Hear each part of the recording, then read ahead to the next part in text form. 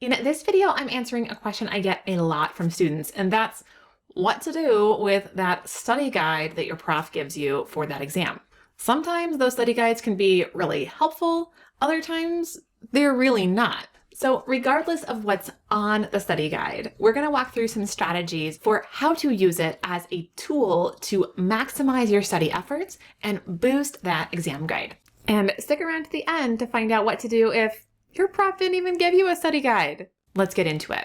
First things first, look at that study guide when you get it, not the night before that exam. When you look at it, go line by line. Highlight the concept you feel pretty confident about, asterisk the ones you're super confused about or don't even recognize, and leave the ones in the middle, that is, those that you remember sort of, but not super well, as is for now. Now, whether your study guide is a list of keywords or, more helpful, a list of study questions or thought exercises, create a bullet point summary for each item on the study guide. These bullet points should convey in a quick glance all of the key information about or related to that concept. So when it comes to strategy for this step 3, start with the asterisked points, those points that you really are confused about or you just don't remember. First, look up the keywords in your textbook or search for them in your notes and try and refresh your memory on what exactly that was all about. Fill in the bullet points for each concept as you can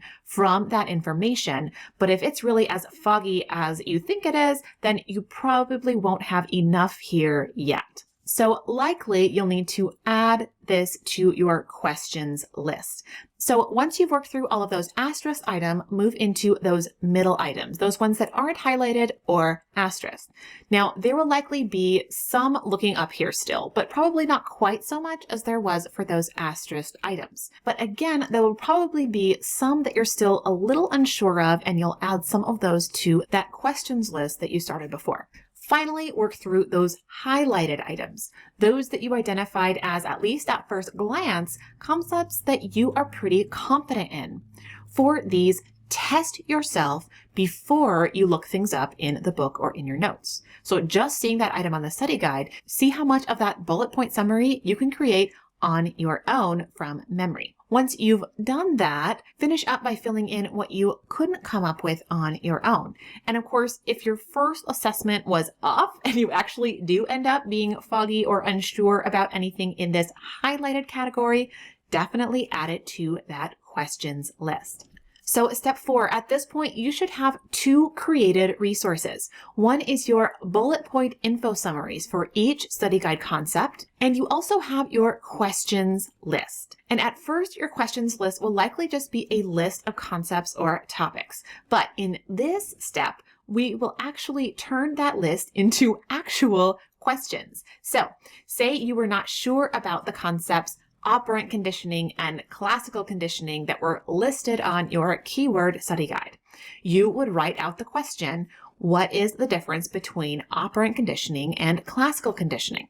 So not only does this question creation step give you more specific direction in your studying, but it also gives you specific things to ask when you meet with your professor. So step 5, this is where you meet with your prof. Now, if you have more than 10 questions on your questions list, work to prioritize the biggest or most confusing ones and save the rest for another meeting.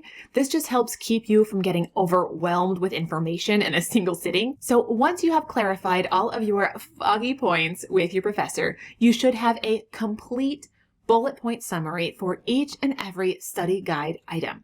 And you should feel relatively confident that you understand the basics, at least, of everything. Now it's time to get with a classmate. Compare your bullet point summaries with one another. Don't copy, but evaluate. What did they include that you didn't? Are there any discrepancies or conflicting pieces of information? And if any questions come up that you just can't resolve yourselves or you're confused about, go back to the prof and clarify together. So at this point in the study process, it's all about testing yourself. And if you like studying with others, testing your partner. See if you can go down that original study guide and summarize in your own words the key points and ideas. And one thing I recommend, start from the bottom, move to the top. We need to make sure we're studying the information in multiple orders and in multiple ways to make sure we don't have any of those brain hangups. And I told you I'd be coming back to talk a little bit about what to do if your prof did not even give you a study guide. Well, create your own. Note what your professor has emphasized in class and with assignments, along with what seem to be the key concepts in your textbook, and use that information together to create a list of your own that you can then work through in the same way that I described for a study guide from your professor. And for more on active study strategies, definitely check out this video right up here. I will see you over there.